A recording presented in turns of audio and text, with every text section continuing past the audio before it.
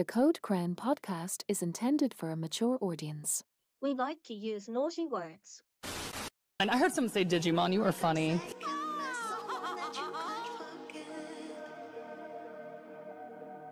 Another retrospective. I smell Tamers on the way. No, that you just went past a bathroom. That's all. Yowie wowie. Why would you ever cheer for the Frontier kids? All they f***ing do is lose. I mean, if it's a Leomon, it's probably gonna die. Yeah, if Terramon is Shoutmon by the fandom's comparison, you wait till we get to Hunters. Tagaru is gonna make Daisuke look like a goddamn saint. Yeah. Crosswords is better than Tamers. Oh shit. Meg's just the Joker leaving the hospital. Look, I know it's going to annoy people, but Atmon is just peak fiction, and it's the best thing, like storytelling-wise, that this franchise has put out so far.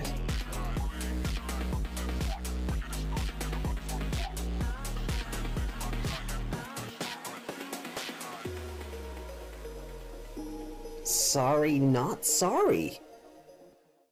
この番組はご覧のスポンサーの提供でお送りしました。 Well, hello! Good morning, good afternoon, good evening, or good night, depending on where in the world you're watching this from.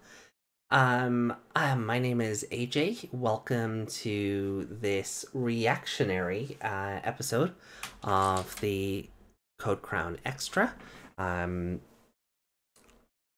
I've been saying I wanted to react to this video for a minute now, and, well, you know, more than a minute, but you know what I mean. And one thing I wanted to do was kind of... I wanted to... Like, you can see here, there's a lot of videos. Like, we talk about how Bandai, shall we say, mismanages its franchises, right? We talk about that a lot, right? So, and there's a lot of videos here like Bandai Namco, Anime Scam is over, Premium Bandai, the good, the bad, and the ugly. Bandai Namco is the worst gaming company, but this is the one that interested me. Popped up on my feed a month ago, and I hadn't really gotten around to watching it yet. So, you know, we generally, we don't try to do it, but I feel like on the live show we end up with a bad die, as this thumbnail calls it. We end up with a segment like that at least once a week, right? So, what I wanted to do was get another fan's perspective on it, you know? I'm a simple girl. I see Impmon in the thumbnail. The first chapter is called The Digivice Disaster. It sounds like it's going to be a hell of a time, and I kind of wanted to react to it in real time and share that experience with you guys. So, I'm going to open up the video here. Okay, I can hear it fine. Let me just make sure that the desktop audio is good for you guys. Well, it's on. Make sure it's on the right source. Monitor on.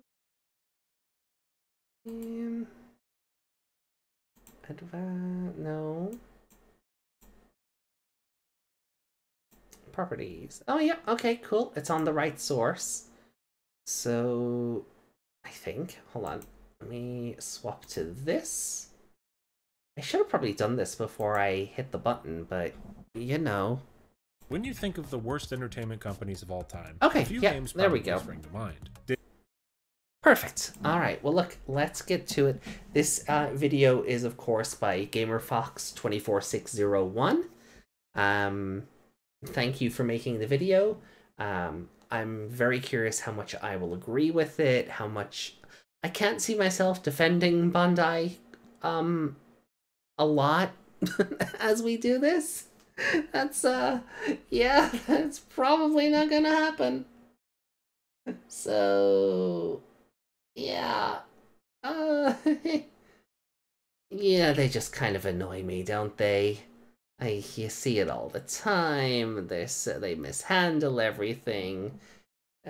Premium Bandai not being available in Europe. You know, promos for cards having to be sent away with a voucher rather than put into the video games.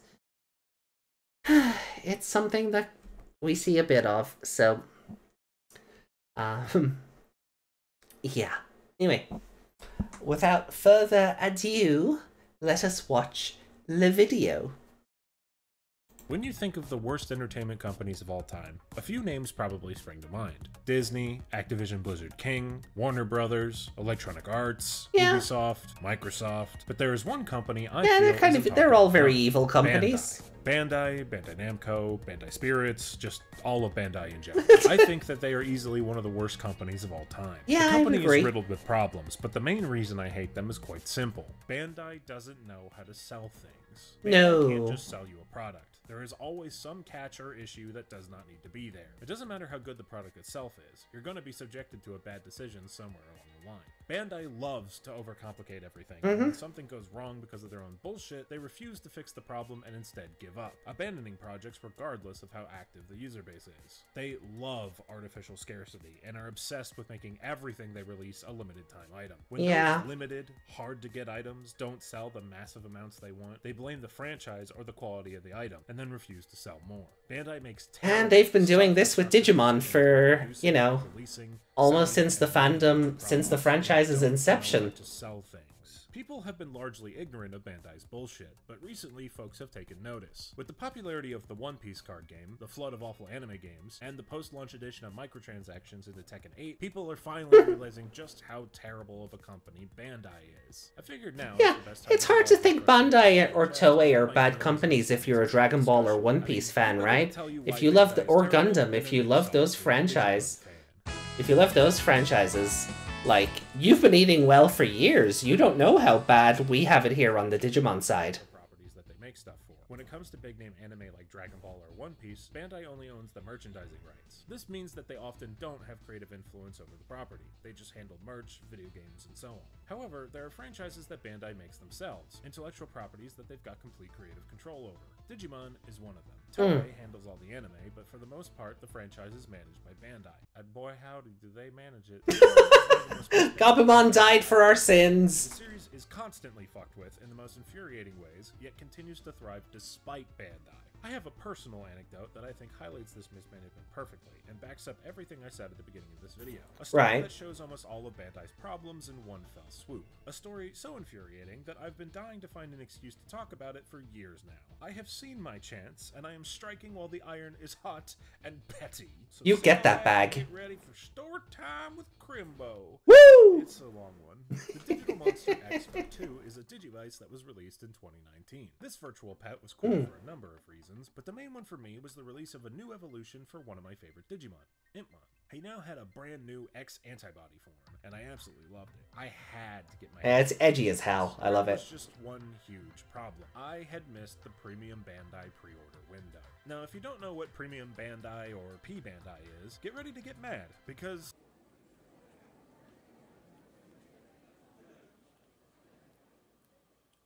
P-Bandai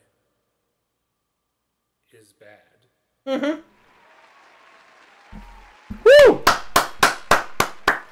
Yo! Woo! Bandai is a website that sells exclusive Bandai merchandise that you cannot purchase anywhere else. This isn't a bad concept on its own, but what makes it horrific is the details of how this website works. If you live in Japan or America, it's great. Us Europeans get rammed up the butthole every time something comes out. You can attempt to pre-order the item you want. I always end up having to go through a proxy like Zenin or someone else, you know, in that vein, like Okiniland, which then means I only end up with, like, say for trading cards, the Japanese versions, because we have no accessible way of getting English ones. On top of that, the pre-orders can sell out, and for more more popular items, this can happen in 5 minutes. If you miss out on getting an item from P Bandai, it is fucking gone. The only chance you have of getting it is from scalpers and resellers at a jacked up price. This happens in the Gunpla community constantly, and I cannot tell you how many times I've said, "Wow, cool robot," only to have my dreams crushed when I realize it's a P Bandai exclusive. Now, I missed getting the Digivice I wanted, but there was still one hope. Localization. Bandai has been the vital hero. Digivices. Despite being the toy that birthed the entire franchise, it was ridiculously hard to get your hands on one without paying an arm and a leg. But then the Vert 20th was released. It was an improved version of the original, And then released, and released, and released. It was available everywhere for just $20. A year later, Bandai localized the first Digital Monster X Digivice, and it sold well too, so naturally, the Vert 2 was to be localized next. 2021 arrived, and Amazon pre-orders began. I got in as early as possible, absolutely thrilled to finally get my Impmon after 2 years of waiting. A few months later in March, my Digivice was shipped, and I finally got my boy. Or so I thought. You see, there are 2 versions of the Digital Monster X. Oh, here we go. A red one and a purple one. The difference between them is similar to how Pokemon games are handled. Yep. Each color has a different roster from the other. Turns out, Bandai failed to notice a massive production error, where they accidentally swapped the rosters between the red and What? were getting Impmon, while purple folks were getting Agumon. Oh, I I missed that entirely. And instead of having the Impmon I've been waiting 2 years for, I had an Agumon. Bandai later issued a statement saying that the error was the result of a programming glitch, and that they would work with Amazon to make sure returns would be handled appropriately. I could have kept mine as a collector's item, but at the time, I just really wanted my Impmon, and I would have rather spent my very limited money on what I actually wanted. So long story short, I returned the Digivice. I got my refund, and I waited for Bandai to fix the mistake.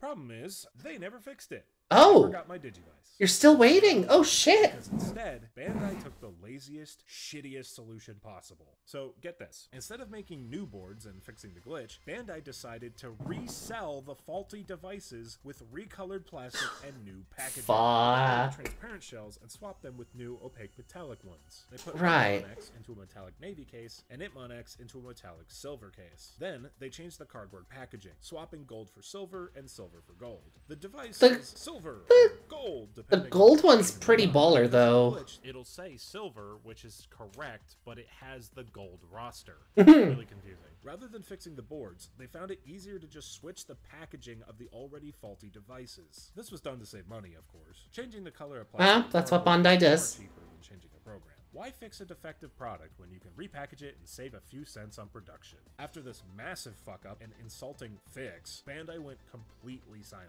Many people were incredibly confused about what toy came with what content, and they were asking where the transparent purple and red Digivices went. As a result of all of this, I have to assume that the English Ver 2 did not meet sales expectations, because eventually, Bandai deleted their Digimon X product page, also confirming that they're not localizing the Ver 3. Bandai still to this day hasn't said a word. As of right now, no more American Digivices are in production. We're not getting any more localizations, and the current device, the Vital Bracelet, has been completely abandoned. The only way to get the Digivice that I want is to import it from Korea. I understand that mistakes happen. I mean, Everyone messes up. $54. It's not the worst. I mean, you shouldn't have to do it, but it's not the worst, I guess. Of death was a rampant problem for the Xbox 360. Microsoft. I mean, I think my Digimon Con one I got on Amazon UK for like $40, where like Zen and TCG, who I love, don't get me wrong, I love Zen, and they're still selling it for like $80. So I'm like, oh. And sell it right back to the people that returned it in the first place. Then, when that doesn't work for some mysterious reason, they shut down the entire project. Bandai does not know how to sell things. They are constantly shooting themselves in the foot and then wondering why it hurts. This company can only see 3 inches in front of their face, doing anything that will get them immediate profits, regardless of how it affects their reputation. Despite the incident, That's why all the adventure baiting is so rampant. I wouldn't trust them to do it right. Please. What? I didn't understand what you just said. Please. It seems like manufacturing products, you know, the whole thing their entire company exists to do, is too difficult for Bandai. I say this because their #1 favorite practice is artificial scarcity. We already talked about P Bandai and the insanely restricted practices that they use on that website. But did you know that Bandai loves to try and pull this shit in retail stores? If you're a fan of the One Piece card game, you know that right now it is almost impossible to get your hands on even a single booster. The game is not available anywhere, and fans are absolutely livid. Bandai is not manufacturing manufacturing enough cards to meet the massive demand, and they're doing it on purpose. The company, And then they'll wonder why is nobody playing our game. in America, they haven't done squat. They have the production means available. They have the power to print more cards, but they are choosing not to. Why? The reason is simple: to artificially raise demand for their product. Bandai likes how hard it is for you to get their products here in America, because it makes them more desirable. If you don't buy that item right now, you may never see it again. Resellers will scoop it up for sure, and if you don't act fast enough, you'll never have another chance to own it. Even if the item is something that you don't really want that much, you may still feel forced to buy it because of that lack of availability. Bandai wants you to feel that pressure in the back of your mind, that fear of missing out. That is the behavior that they prey on the most in the West. That is why P Bandai is so successful. Card games in the West suffer from availability issues enough as it is, with scalping and reselling being a Yeah, Bandai has like the distributors for the trading card game here for Digimon, like in the UK Ireland region, is fucking atrocious. You know, every other pack or booster feels like it gets delayed a month. Completely silent on the issue, and they have the utter lack of foresight to see that this is the sort of problem that kills card games. If players can't play the game, they're not going to. Sales may look good when products sell out in 5 minutes. You might get a lot of immediate profit from scalpers, but in the long run, you'll be killing any interest folks may have. Bandai doesn't only do this with card games. They do it with absolutely everything. If there is a way to limit a release and create any kind of FOMO, they will do it in a heartbeat. I don't have any overarching point with this part. I just want to vent my laundry list of frustrations, because there are Go for it, dude. examples of Bandai being stupid and annoying. Come with me and we'll see why I hate this motherfucking company. Fantasy is a remake of the first 2 Klonoa games.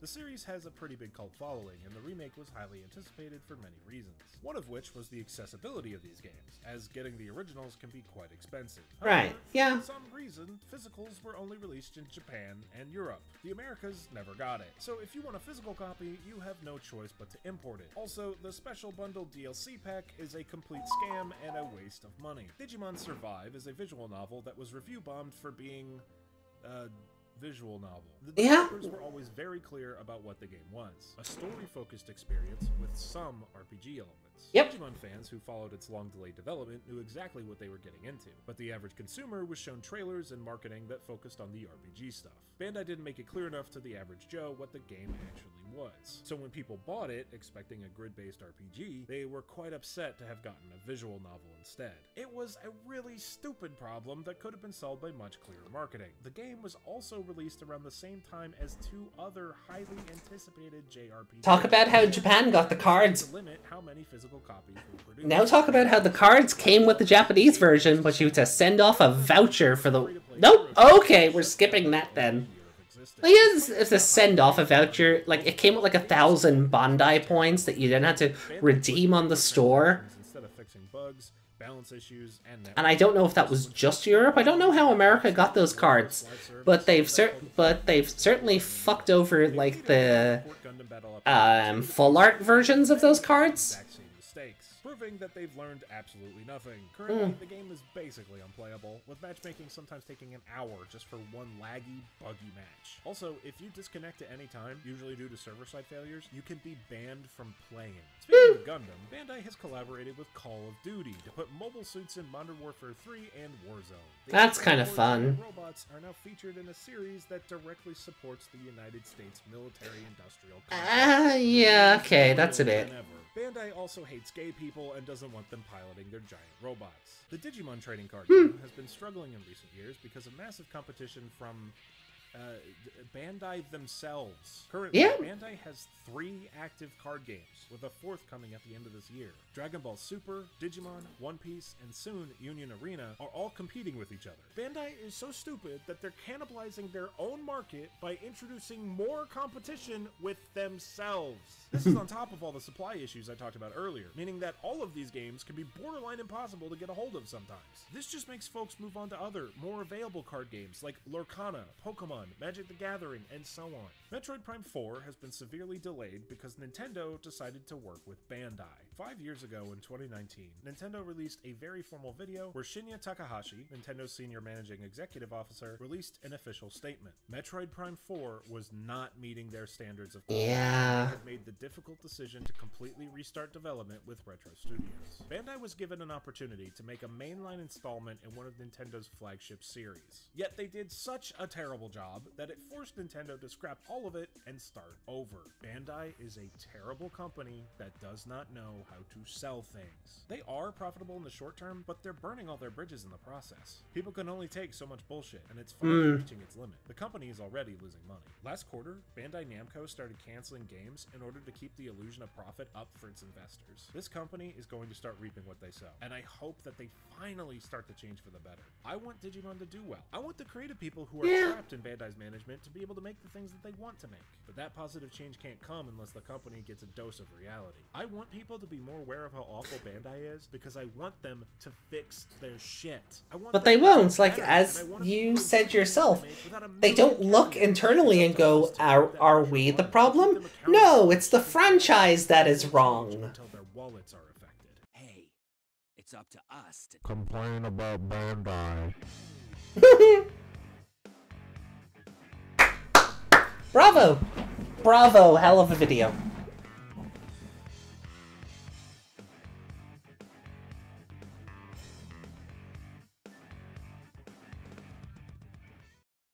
Yeah, bravo, hell of a video. I agree with everything. Like, no notes.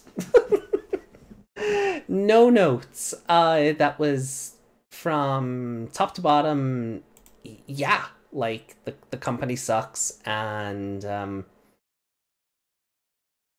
between card game delays and like the premium Bandai nonsense, which we feel over here in Europe so much harder because premium Bandai just doesn't exist. Yeah, it is pain being a Digimon fan. It is pain. You know, I'm trying to do what I can as a fan here on YouTube. Whether that's showing off the card games or the CSA Digivices, which are normally premium Bandai only. I've got the 25th anniversary Digivice coming up soon. I've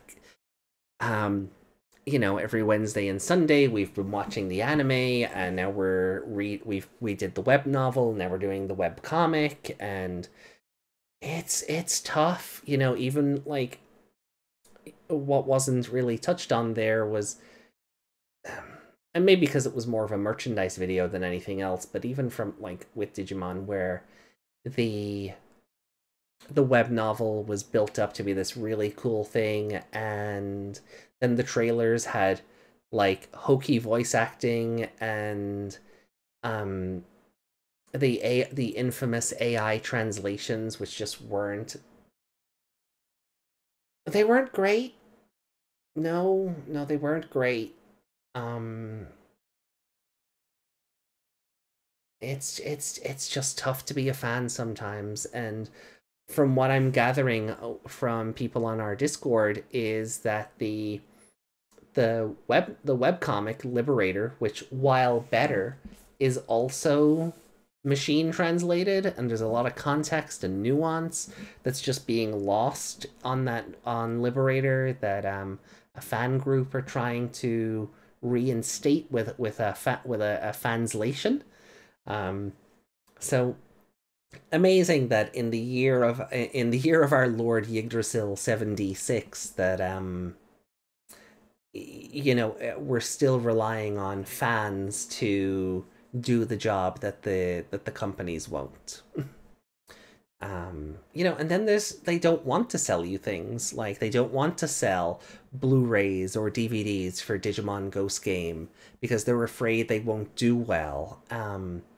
Where they could just make it a premium Bandai product, and I know, but like if they were really afraid that they wouldn't sell well, make it a limited run thing. You put the order in on premium Bandai, or in my case, your proxy that interacts with them, and they just make well, we only got 300 orders, so we'll only make 300 Blu-rays or DVDs or whatever, and you just kind of go from there. I don't want that. I would rather readily available something that I could purchase, like for, but that's just not meant to be. Unless it's adventure, Bandai is really afraid that it won't make all of the money immediately, and that kind of sucks. So yeah, so I'm gonna leave it there. I thought it was a very enjoyable video. You guys should go and give GamerFox a subscribe. I've already liked the video, given them a sub. And yeah, I suggest you guys do the same. And I will catch up with you then on Sunday with Meg back in tow as we read Digimon Liberator Chapter 2, Parts 1 and 2. Maybe 2 and 3. I don't know. We'll kind of see where we go, how long it takes to get through Chapter 2, and whatever lore. But yeah, hopefully we'll see you for that. So till next time, everyone, take care of yourselves, and bye for now. Ta-ra!